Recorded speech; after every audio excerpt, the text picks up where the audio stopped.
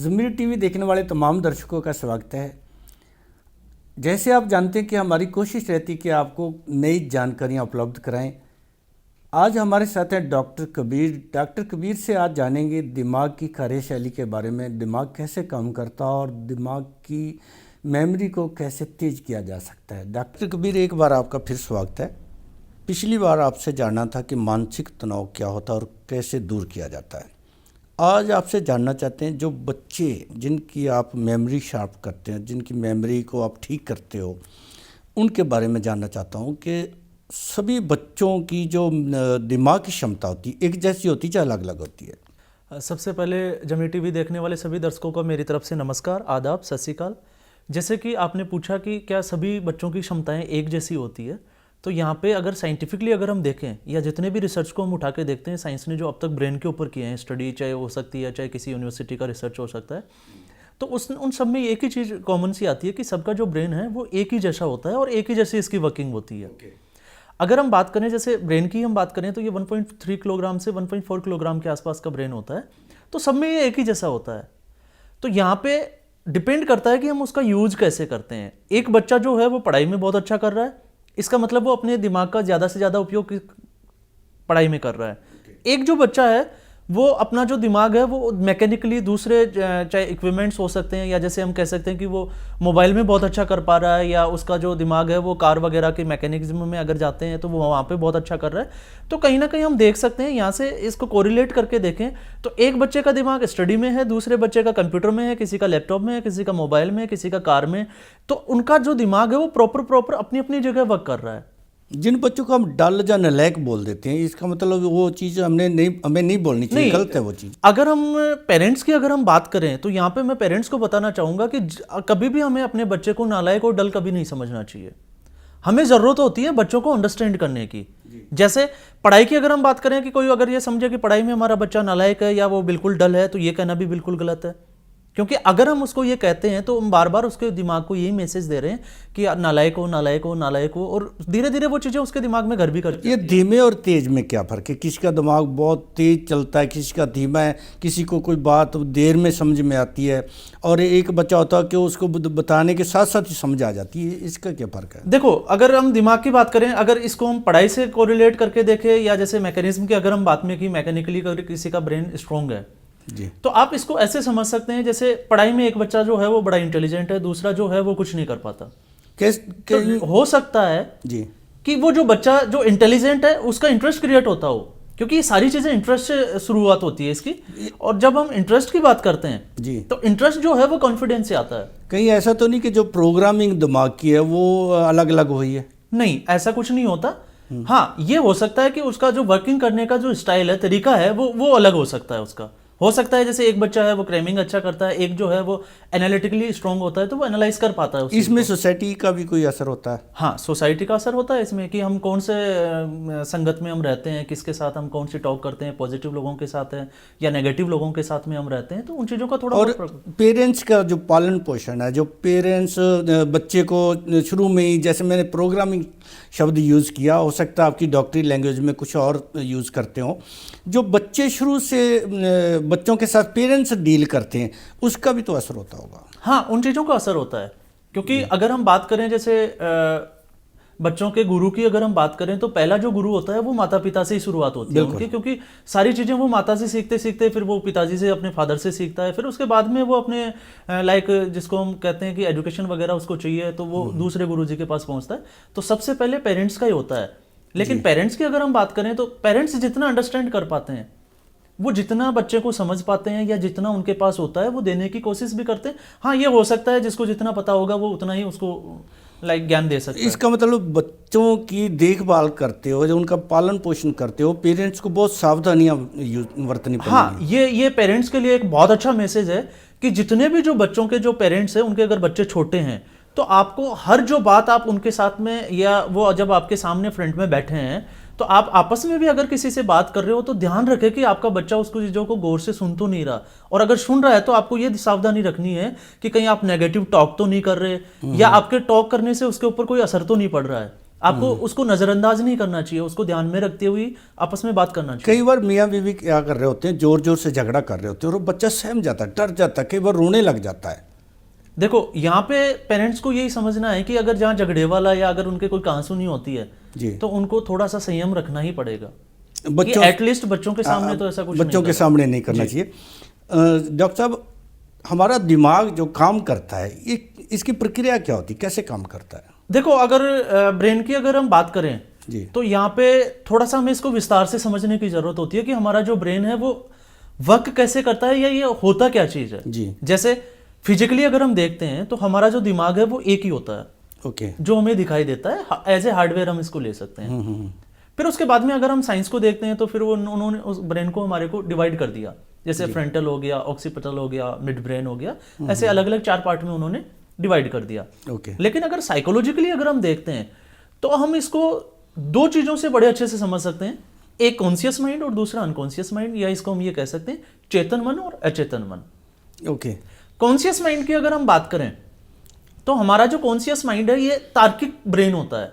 Okay. तार्किक दिमाग या मस्तिष्क का ये तार्किक भाग होता है, जो जैसे किसी से हम तर्क वितर्क कर रहे हैं, या इसको हम ये कह सकते हैं ये एनालिटिकल ब्रेन होता है, तो ये एनालिसिस भी करता है, किसी भी चीज का विश्लेषण, उसका पूर्वानुमान लगाना। तो यहाँ पे हमारा जो है वो ये ब्रेन वर्क करता है। एक सबकॉन्शियस माइंड भी तो बोलते हैं। हाँ, अगर सबकॉन्शियस माइंड की बात करें तो मैं उस पर थोड़ी देर में आने वाला भी हूं, क्योंकि कॉन्शियस और अनकॉन्शियस, जी। अनकॉन्शियस का मतलब हो गया ये एक इमेजिनरी पार्ट होता है, काम ही नहीं कर रहा जो। नहीं, ये नहीं कह सकते कि हम काम नहीं कर रहा।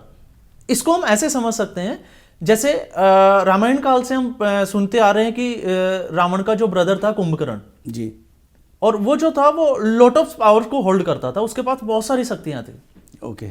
बट वो उसका यूटिलाइज नहीं कर पाया। क्यों नहीं कर पाया? क्योंकि वो 6 महीने तक सोता था, थोड़े समय के लिए जागता था, फिर वापस सो जाता था। ओके।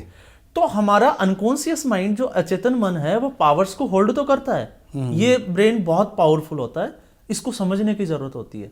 बट ये सोया हुआ रहता है, सुसुप्त अवस्था में पड़ा रहता है, तो हमें पता नहीं है कि ये ब्रेन की जो पावर्स है अनकॉन्शियस माइंड की, उसको यूटिलाइज कैसे करना है। अगर हम ये जान ले कि अनकॉन्शियस माइंड की पावर्स क्या क्या होती है और इसको कैसे यूटिलाइज कर सकते हैं, तो ये अनकॉन्शियस माइंड जो है वो कॉन्शियस से भी ज्यादा स्ट्रांग होता है, ज्यादा पावर्स इसके पास होती है। तो जो सबकॉन्शियस है वो क्या है? सबकॉन्शियस का मतलब हो गया कॉन्शियस, जैसे हमने बात की कि ये लॉजिकल ब्रेन होता है, तार्किक ब्रेन होता है। अनकॉन्शियस जो कि इमेजिनरी पार्ट पे वर्क करता है, इसको हम काल्पनिक भाग कहते हैं मस्तिष्क का। इन दोनों के बीच की सिचुएशन, जैसे कई बार हमने देखा है कि किसी काम को करने के लिए हमारा एक ब्रेन कहता है या एक मन तो करता है कि इसको करना चाहिए, ओके, लेकिन दूसरा मन ये कहता है कि नहीं, इसको नहीं करना चाहिए। तो यहाँ पे 2 सिचुएशन होगी, हाँ या ना। तो जिसको हम मूर्छित अवस्था कह सकते हैं, बेहोशी की सिचुएशन कह सकते हैं, या हम डिसीजन नहीं ले पाते, वो वाली जो सिचुएशन होती है उसे हम कहते हैं सबकॉन्शियस माइंड। ना हम हाँ कर पा रहे हैं, ना हम ना कर पा रहे हैं, ये सबकॉन्शियस माइंड का पार्ट होता है। ओके। हम बच्चों के दिमाग को ज़्यादा से ज़्यादा कैसे यूज़ करें? बोलते हैं ना कि चाकू और दिमाग अगर इसको यूज़ ना करें तो ये ख़राब हो जाते हैं, जंग लग जाता है। तो ज़्यादा से ज़्यादा यूज़ कैसे करें इनको? देखो, अगर हम समय के साथ अगर हम देखते हैं, इन चीज़ों को समझते हैं, तो जैसे जैसे फिजिकल इक्विपमेंट्स जितने भी आ गए, चाहे लैपटॉप हो सकता है, मोबाइल हो सकता है, या जैसे डायरी हो सकती है, तो हम हर चीज़ को वहाँ मेंटेन करने की कोशिश करते हैं। हम हमारी जो न्यूरॉन्स होते हैं उनको एक्सरसाइज के लिए कुछ पार्ट रखते ही नहीं है। ओके। तो ज़रूरत होती है कि हम न्यूरॉन्स वर्क कैसे करते हैं, उसके बाद में हम इनको अच्छे से एक्सरसाइज कैसे कराएं। अब जैसे अभी हमने बात की थी लेफ्ट ब्रेन और राइट ब्रेन की। एक बच्चा जो है वो उसका लॉजिकल ब्रेन वर्क कर रहा है। अब पावर्स की जब हम बात करते हैं तो हमारा जो लॉजिकल ब्रेन है वो 10% पावर को होल्ड करता है। ओके। और इसके अगेंस्ट अगर ऑपोजिट साइड में अगर हम जाके देखते हैं तो हमारा जो अनकॉन्शियस माइंड है, राइट ब्रेन, ये 90% पावर्स को होल्ड करता है। तो यहां से हम समझ सकते हैं कि हमारा जो अनकॉन्शियस माइंड है वो पावरफुल होता है जी। अब अनकॉन्शियस माइंड की अगर हम फंक्शनिंग की बात करें या वर्किंग की बात करें तो अनकॉन्शियस माइंड जो है वो इमेजिनरी पार्ट होता है, इसलिए वो इमेजिनेशन पे वर्क करता है जी। ये इमोशनल होता है, इसको इमोशनल ब्रेन भी कह सकते हैं, ये इमोशंस पे वर्क करता है। ओके। इसके अलावा हम ले सकते हैं जैसे किसी के साथ हमारा अटैचमेंट है तो फीलिंग्स पे भी एक ब्रेन वर्क करता है। कलर्स हो गए, म्यूजिक्स हो गए, तो बहुत सारी चीजें हैं। इसको हम कह सकते हैं कि प्रेजेंट में हमें क्या करने की इच्छा हो रही है या किस चीज में हमें आनंद मिल रहा है, इंटरेस्ट क्रिएट हो रहा है, वो हमारे अनकॉन्शियस माइंड का पार्ट होता है। इसके अगेंस्ट अगर हम देखें, जैसे लेफ्ट ब्रेन की हमने बात की कि ये लॉजिकल ब्रेन होता है, लेकिन पढ़ने वाले स्टूडेंट की अगर हम बात करते हैं तो लेफ्ट ब्रेन जो है वो स्टडी का वर्क भी करता है, लेकिन इसके पास पावर है 10%। तो यहां से हम समझ सकते हैं लेफ्ट ब्रेन 10% और राइट ब्रेन 90%, तो पावरफुल ब्रेन हो गया 90%। अब बच्चे को हम बुक्स देते हैं पढ़ने के लिए, बच्चा पढ़ने बैठता है, 10% को उसने वक्त बताया है, उसको पता है कि मुझे पढ़ना है, लेकिन 90% के पास इसको कोई मैसेज नहीं है, उसके पास कोई वर्किंग का फॉर्मेट तैयार नहीं किया हमने, तो वो ब्रेन जो है वो बिल्कुल फ्री है। ओके। अब बच्चा पढ़ने की कोशिश कर रहा है, वो पढ़ने बैठ रहा है, 5 से 10 मिनट बिल्कुल ठीक ठाक चल रहा है। 5 से 10 मिनट के बाद में राइट ब्रेन के पास जब कोई काम नहीं है तो ये तो हो नहीं सकता कि वो चुप बैठने वाला है, क्योंकि ये पावरफुल ब्रेन होता है। बिल्कुल। तो ये एक इमेजिनेशन का फोल्डर खोलता है और बच्चे को जो है वो बुक से हटा के और इमेजिनरी पार्ट पे और कहीं ले जाके, किसी पार्टी में, किसी कार के पास, या कोई जैसे उसको सैलून में जाना है तो वो उसको मूव करा देगा वहां पे। अगर जैसे आपने बोला कि इमोशनल जो पार्ट है, कई बार बच्चे किसी के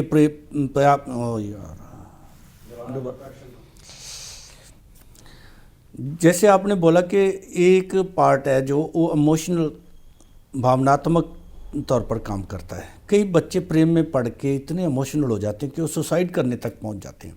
तो ये जो दोनों पार्ट हैं, इनको कंट्रोल कैसे किया जा सकता है?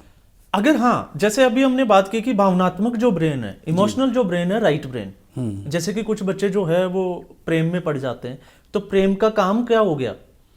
फीलिंग्स वाला पार्ट हो गया, फीलिंग्स वाला हो गया। उसके साथ इमोशनल अटैचमेंट होता है, तो इमोशंस का वर्क हो गया। बिल्कुल। तो हमने बात की कि ये जो ब्रेन है ये 90% पे काम करता है, इसके पास बहुत पावर होती है। अब पावर जब होती है तो ये ब्रेन हमेशा वहीं जाएगा, क्योंकि उसको उसका साथ अच्छा लग रहा है जी।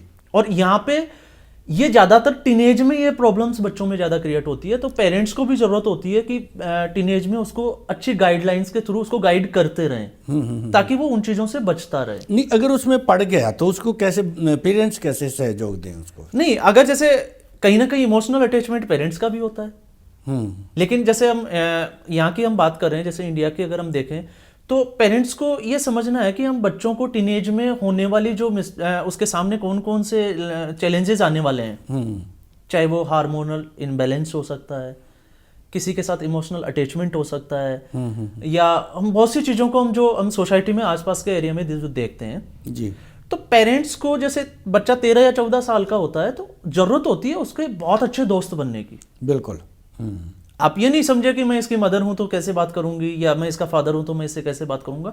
हमेशा ओपन माइंडेड उनके साथ खुल के बात करनी चाहिए, ताकि वो आपको आके बताएं। बिल्कुल। अगर वो दिन में कहीं जाता है, उसके साथ कोई इंसिडेंट होता है, वो किसी से मिलता है, क्या बात करता है, तो वो आपके साथ वो चीजें आके शेयर करें। अगर वो आपके साथ आके शेयर करते हैं तो डेफिनेटली आप उसको कहीं ना कहीं सजेस्ट भी करोगे, कुछ सजेशन भी दोगे। बिल्कुल। और जब आपका ये वाला पार्ट चलेगा तो यहाँ पे गलती करने की गुंजाइश कम हो जाती है, क्योंकि अक्सर मैंने देखा है कि बच्चे जो है वो, इसको हम कह सकते हैं लाइक प्राइवेसी के साथ अपनी चीजें स्टार्ट करते हैं पहले जी। पेरेंट्स को इस चीज़ों को पता नहीं होता। पेरेंट्स को पता नहीं होता, फिर उनको जैसे जैसे वो बच्चे बड़े होते हैं, मैच्योर होते हैं, फिर उनके बीच में दूरियां बढ़ने लग जाती है और उस सिचुएशन में वो जिसको हम कहते हैं कि उनके ऊपर प्रेशर आ जाता है या वो तनाव में चले जाते हैं, डिप्रेशन। कई बार पेरेंट्स को पता भी होता लेकिन वो नेगेटिव उसमें लेते हैं उसको। नहीं, पेरेंट्स के लिए मैसेज ये है कि कभी भी इन चीज़ों को नेगेटिव वे में नहीं लेना चाहिए जी। उनको पेरेंट्स को समझना चाहिए, बच्चे के साथ बैठना चाहिए, बच्चे को एज ए फ्रेंड ट्रीट करना चाहिए, ताकि वो आपके साथ खुल के उन चीज़ों को शेयर करे ताकि उसका समाधान निकाल सके जी। अगर आप देखें कि एक बच्चा डिप्रेशन में है, वो किसी से बात नहीं कर रहा, उसके साथ कुछ चल रहा है मिसअंडरस्टैंडिंग, या वो किसी के रिलेशन में पड़ गया और वो चीज़ें उसकी बिखर चुकी है, तो पेरेंट्स को ज़रूरत होती है उस वक्त उसका सपोर्ट करने की जी। अगर हम उसके सपोर्टिव, अगर उसके साथ में हम खड़े हैं तो फिर जैसे हम बात करते हैं कि वो सुसाइड करने के लिए भागता है या और चीज़ें उसमें आ रही है, तो हम अपने बच्चों को उनसे बचा सकते हैं। जैसे आपने बोला सामाजिक व्यवहार जो है वो दिमाग के ऊपर असर डालता है जी, और खाना पीना भी असर डालता है। हाँ, जैसे हम खाने पीने की अगर हम बात करें तो खाना पीना जो है, जैसे हम वेदों या शास्त्रों की बात करते हैं तो जैसे हम कई बार पढ़ते भी हैं शास्त्रों में, ग्रंथों में, कि जैसा खाए अन्न वैसा होए मन, जैसा पिए पानी वैसी होए वाणी। बिल्कुल। तो ऐसे हमें बहुत सी चीजें हमें देखने को मिलती है, या हम इसको ये भी कह सकते हैं कि संगत जी। तो संगत में यहाँ पे अगर हम देखें तो जैसे खाए अन्न वैसा होए मन, तो अब बात जब हम कर रहे हैं कि क्या खान पान का भी असर पड़ता है, तो वाकई में इसका बहुत ज्यादा असर पड़ता है। अब कैसे पड़ता है, देखो इसको हम ऐसे समझ सकते हैं, एक छोटा सा एग्जांपल लेते हैं। अगर हम किसी रूम में बैठे हैं और अगर उस रूम का जो ऑक्सीजन का जो लेवल है या ऑक्सीजन की जो सप्लाई है वो रोक दी जाए और हम उस रूम के अंदर बंद है बैठे हैं, तो क्या होगा? दम घुटेगा। दम घुटेगा और थोड़े समय के बाद में हमारी मौत हो जाएगी। हाँ बिल्कुल निश्चित है। हाँ जी। अब इसको हम दूसरे तरीके से और समझ लेते हैं। बच्चे जो हैं, जैसे आजकल के जो बच्चे हैं, उनके खान पान में आपने देखा होगा कि स्कूल गोइंग जो बच्चा है, जो स्कूल जा रहा है, 7 साल का, 10 साल का, 13 साल का, 15 साल का, उसके हाथ में एक चिप्स का पैकेट होता है।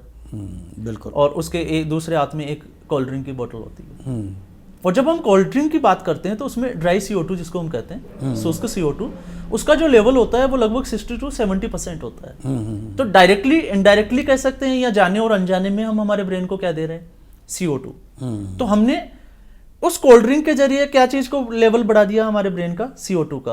और CO2 जो है वो हमारे ब्रेन के लिए पॉइजन का काम करता है। तो यहां से हम समझ सकते हैं कि खाने पीने का कितना असर होता है। बिल्कुल। दूसरा हम ले सकते हैं, जैसे खासकर उन पेरेंट्स के लिए जब बच्चा टीनेज में जाता है तो उसको तामसिक भोजन से बचाएं। अब तामसिक भोजन में क्या क्या चीजें हो सकती है? जैसे लहसुन हो गया, प्याज हो गया, बैंगन को भी हम समझ सकते हैं, ब्रिंजल वगैरह। ओके। ऐसा कोई फूड नहीं दे, मसाले वगैरह, ताकि वो उसको एग्रेसिवनेस को बढ़ा दें उसके। जी। तो तामसिक भोजन से ये जो शुरू के जो 4-5 साल है, हाँ यहाँ पे अगर हम देखें, जैसे देखो अगर हम हेल्थ के लिए जाएं तो लहसुन हमारी हेल्थ के लिए बहुत अच्छा होता है, प्याज भी अच्छा रहता है, क्योंकि उसके फायदे भी हैं। लेकिन टीनेज में अगर हम इस चीजों को समझें तो टीनेज में ये एग्रेसिव फूड होता है जो हमारे ब्रेन को एग्रेसिवनेस को बढ़ा देता है, ये डाइवर्ट करता है। तो तड़क भड़क वाला जितना भी जो फूड है उससे बच्चों को बचा के रखें, फास्ट फूड, मांस वगैरह। हाँ, अगर नॉनवेज की अगर हम बात करें, जैसे एक बच्चा जो है, वैसे नॉनवेज को अगर हम देखें तो नॉनवेज मानसिक तौर से नुकसान करेगा, लेकिन शारीरिक तौर से वो उसको फायदा पहुंचा सकता है। ओके, फिजिकली वो जो। हाँ, लेकिन खाने पीने में जैसे हम देखें तो कहीं ना कहीं, जैसे हम नॉनवेज क्यों खाते हैं? प्रोटीन के लिए, तो उसका भी कोई ना कोई अल्टरनेट होता है। जी जी। हम प्रोटीन दूसरी चीजों से भी ले सकते हैं। जी जी। दूसरा होता है ज्योग्राफिकल कंडीशंस को हमें समझना होता है, क्योंकि जो हमारी जो नेचर है उसने हमारा जो फूड है वो ज्योग्राफिकल कंडीशन, क्लाइमेट के अकॉर्डिंग बनाया है, उसके आधार पर। जैसे जो बर्फीले पहाड़ों में जो लोग रहते हैं तो उनका फूड जो है, फ्रूट्स वगैरह, वो डिफरेंट होगा। मैदानी भागों में, डेजर्ट एरिया में है तो वहां का जो ग्रेन्स वगैरह उगेंगे वो अलग होंगे। तो जो जिस क्लाइमेट में रहता है उसको वही फूड हमेशा ज्यादा अच्छा रहता है उसकी हेल्थ के लिए। जैसे हम नॉनवेज की बात करें, सी फूड की बात करें, तो जो कोस्टल एरिया में जो लोग रहते हैं उनके लिए सी फूड अच्छा रहता है। तो यहाँ पे ये अलग अलग कुछ थोड़ी कंट्रोवर्सी भी लेके आते हैं इसमें, और कंट्रोवर्सी होती भी है। लेकिन मैं यही कहूंगा, अगर कोई नॉनवेज भी खाता है तो वो टीनेज में बच्चों को थोड़ा सा उस चीजों से बचा के रखें, उसको थोड़ा अच्छा फूड दे, अच्छी न्यूट्रिशंस वैल्यू वाली चीजें दे, क्योंकि उसका कहीं ना कहीं अल्टरनेट हमारे आसपास ही सराउंडिंग एरिया में मिल जाता है। जब हम खाना खा रहे होते हैं, बच्चे खाना खा रहे होते हैं, तो उस टाइम जो एकाग्रता बना के रखनी, कंसंट्रेशन है, वो भी मायने रखती। जैसे टीवी देख रहा है बच्चा, साथ साथ में खाना खा रहा है, तो इसका भी कोई बुरा असर पड़ता है? हाँ, देखो अगर हम किसी खाना खा रहे हैं तो कभी भी हमारा जो डाइनिंग टेबल हो सकता है या जहाँ भी हम खाना बैठ के खा रहे हैं तो वो उसके सामने कभी टीवी नहीं होना चाहिए। ओके। क्यों नहीं होना चाहिए? कि जैसे हम कोई मूवी चल रही है, उसमें कोई लाइक नेगेटिव सीन चल रहा है, किसी को कोई काट रहा है, मार रहा है, या कुछ उसको डांट रहा है जी, तो जब हम भोजन खाते हैं तो साथ साथ में वो चीज भी हमारे दिमाग से नेगेटिविटी साथ चली जाती है। और कई बार हिंसा है तो हिंसक जो भोजन के साथ वो तत्व जा रहे हैं साथ जी बिल्कुल। तो उन चीजों से हमेशा बच्चे को बचा के रखना चाहिए। और अगर हम आपस में पूरी फैमिली एक साथ बैठ के खाती है, और वैसे मैं आपको बताऊं कि अकेले खाने से अच्छा है कि हम फैमिली के साथ में बैठ के खाएं, लेकिन वहां पे अगर कोई टॉक कर भी रहे हैं तो वो हमें पॉजिटिव टॉक होनी चाहिए। कई बार बच्चा खाना खा रहा होता, माँ बाप लड़ रहे होते तो बच्चा खाना छोड़ के चला जाता बीच में, उसका भी उसके ऊपर असर हो रहा होता। हाँ, वो चीजें तो साथ में चली रही है उसके, क्योंकि अगर जैसे मैंने अभी बोला कि खाना खाते वक्त सबको ध्यान रखना चाहिए कि जो टॉक जो होती है डाइनिंग टेबल के ऊपर, जो भी बातें जो चल रही है वो हमेशा पॉजिटिव, बिल्कुल अच्छा माहौल, शांतिपूर्वक माहौल बना के रखना चाहिए। आखिर में कबीर जी, पेरेंट्स को और बच्चों दोनों को क्या संदेश देगी इस जो आज हमने बात की कि जो हमारा व्यवहार है, सामाजिक व्यवहार है, या फिर दिमाग को जैसे इस्तेमाल कर रहे हैं, तो उस समय क्या कुछ होना चाहिए? बच्चों को एक संक्षेप में, छोटे कम शब्दों में उनको एक संदेश। देखो, अगर हम पेरेंट्स की बात करें तो मेरा इस पूरे एपिसोड के बाद में यही मैसेज रहेगा कि जो भी पेरेंट्स जो उनको लगता है कि उनका बच्चा पढ़ाई में कमजोर है या किसी फिजिकल एक्टिविटी में कमजोर है, तो वो बच्चों को कभी भी उनके फ्रंट में आके या उसके सामने आके कभी उनको डिमोरलाइज ना करें। जी। जैसे एक बच्चा पढ़ाई में किसी पर्टिकुलर सब्जेक्ट में वीक है, अगर उस सब्जेक्ट में उसका फाउंडेशन वीक है तो उसका सपोर्ट करें। ओके। अगर हम किसी चीज को बार बार रिपीट करते हैं तो वो चीजें हमारे दिमाग में सेट हो जाती है। अगर कोई पेरेंट्स अपने बच्चे को बोलते हैं कि नहीं, मैथमेटिक्स में तू कमजोर है, मैथमेटिक्स में आप कमजोर हो, मैथमेटिक्स में कमजोर हो, तो धीरे धीरे उस बच्चे को लगने लग जाता है कि मैं वाकई में मैथमेटिक्स में कमजोर हूं। और नेक्स्ट टाइम उसके बाद में जब ये चीजें उसमें आना शुरू होती है, उसके बाद में जब भी वो उस बुक के सामने जाएगा, उसका ब्रेन उसको एहसास दिला देगा कि आप मैथमेटिक्स में कमजोर हो। जी। तो इन चीजों से पेरेंट्स को हमेशा बचना चाहिए।